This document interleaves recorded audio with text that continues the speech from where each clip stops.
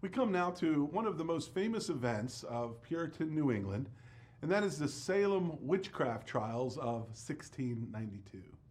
Now let's put this in context before we get to the narrative of actually what happened. What is a witch? Well, the actual word witch comes from the Anglican word wit or wick, which means a wise person. It's a leader of the pagan religion. And the pagan religion was prominent in England before Christianity got there.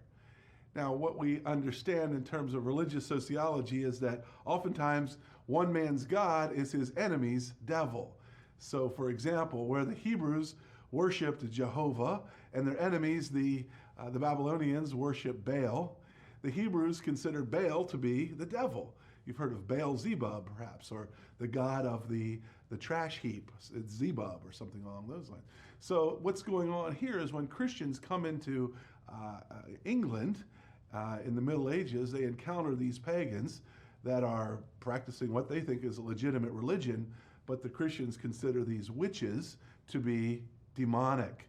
And so we have the origin of witchcraft as being some kind of ugly or negative thing, where in fact it really is just an indigenous pagan religion.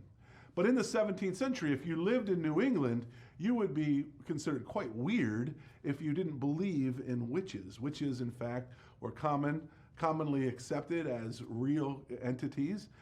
And if you didn't go along with that, I think you would be very much out of the mainstream. The president of Harvard, Cotton Mather, even wrote an entire textbook on witches and how to find them and what to do about them. There's another very important book called the Malleus Maleficarum, which means the hammer to smash witches. That was a textbook that every minister had on his shelf in Puritan New England. Now, even though there were only about 19 or 20 that were executed in Salem, in Europe, about the same time, in that same century, literally thousands were executed for witchcraft. So what happened in Salem was rather small, but it was very significant for reasons we'll explain as we go on.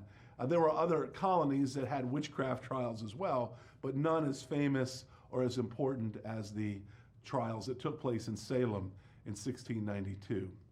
Well, what did the textbook say was the evidence that a person was a witch? The first and the most important thing was that a witch will have signed a covenant with the devil. They've made a deal with the devil. There was a book that the devil would bring to them. They'd sign their names, and that person then would be a demon of the devil. They also suggested, the book suggested, that the devil would have sexual relations with the witch as part of their covenant, as consummating their covenant. The book also talked about the witch's ability to send out their spirit. This is something that they referred to sending out the specter. And then when it came to court, they called that spectral evidence, that a person would have been in their bed at night, and yet they could send their image out and do all kinds of terroristic damage all around town. In that case, an alibi became pretty much useless in the Salem witch trials. The other thing that the textbook suggests is that witches had all kinds of blemishes, all kinds of marks all over their body. So oftentimes in these trials, they have the witches stripped down to see what kinds of extra body parts or marks they might have on themselves. Now, so what happens in Salem? Well, in 1692, there's a West Indian servant who's a servant to the town minister of Salem, Samuel Parris. She comes up from Barbados in the West Indies, and she brings with her a form of what we would call today voodoo, an African religion that includes conjuring and potions and things of that nature. And the minister's daughter and her friends are quite intrigued with this new kinds of religion. And that's kind of common among adolescent girls, or adolescents in general, to be intrigued with something like witchcraft. And so they get involved to some degree with Tituba.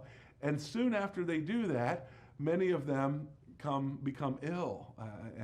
One seems to go into a coma. So what is going on? Well, the girls have some sense that they now have somehow gotten involved with the devil by being involved with Tituba. So Tituba's summoned, she's brought before the authorities, and she's accused of this witchcraft. Now, Tituba knows the Puritan system, she knows Christian theology, And one of the aspects of kind of a paradox of Christian theology is if you confess, if you admit that you're evil, then you can be forgiven. But if you don't admit, then you're hard-hearted and you need to be punished. So she does the Christian thing. She admits that she has signed a compact with the devil, and she wants to turn her life over to Jesus. So Tituba is whipped and is set free. But in the process of her being examined, she starts to point her fingers at other. Misery loves company to some degree. She accuses Sarah Good, Sarah Osborne of also being witches. They come forward. They deny it. And because they deny it, they indeed are executed or sentenced to execution. And during the trials, the girls are doing a lot of theatrics. They're claiming that the specters of these women and men are hovering all around them. It was quite a dramatic scene. But the executions begin on March 1st. And once these girls start to see that they have this power over all the citizens of Salem, they start to accuse others. Martha and Giles Corey are accused of witchcraft and brought before the authorities, sentenced to be hanged on April the 12th. Again, if they confessed, whoever confessed would be punished and let free. Those who denied it were considered hard-hearted, and they were hung. Well, the girls accused Giles Corey, and he refuses. The authorities say, "Are you a witch?" And he knows he really can't win this thing either way. If he says he's a witch, then he's lying, because he knows he's not one. But if he denies that he's a witch, he's going to get hung. So he doesn't say anything. He just sits there silently. And he makes the authorities mad. They put a board on top of him, and they slowly put rocks on top of the board for several days until he is squished to death. And legendarily, his famous last words are, "More weight," or "more rocks," something along those lines. In the end, about 20 persons were executed by hanging in Salem. The girls got too carried away with their accusations.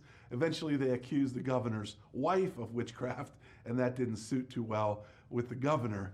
Also, the president of Harvard College began to look into what was going on, and he started to question how easy it was to just say, "It wasn't you, it was your specter that did this." And so he started to write against the legitimacy of spectral evidence, and that created a problem for the witchcraft trials to go on any further. Governor Phipps called off the trials. He released all the prisoners.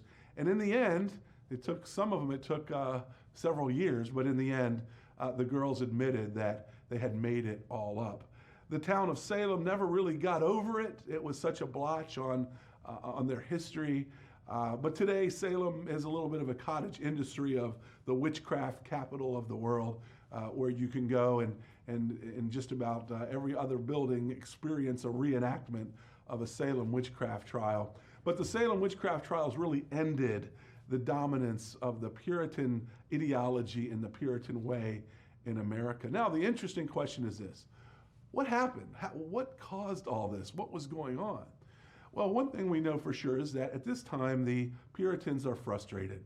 Their project is failing. They need someone to blame, and the most easy person to blame is the devil. The devil is mad at us, and the devil is causing us to have witches among us to punish us or to challenge us.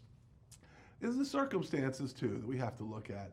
Just the situation of Tituba and her West Indian religion, and the coincidence that happened between her exposure to the girls and the disease that the girls caught. We don't know exactly what the disease was. It could have been some kind of psychological situation. We don't know for sure. We have the issue of the adolescent psychology and the fact that these girls enjoyed having the power over adults all around them. Then we have the context of Cotton Mather's textbook saying you would be dumb not to believe in witches. Everybody believes in witches. We're looking for a scapegoat, and these witches cause or give us a good place to look for our frustration. Finally, we have the question of economics. A good number of historians have looked at the Salem witchcraft trials, and they've seen it as a class war, where the rich going against the poor to try to take away the little things that they did in fact have. There's a historical thesis out there that there was in fact moldy bread loose in Salem at that time, which caused these girls to convulse, to get sick, to go into comas, and that sort of thing. And I suppose in the end, there's still some who say, well, what happened was that there was witches actually operating in Salem, and we'll leave that to the listener to decide whether or not witches actually exist.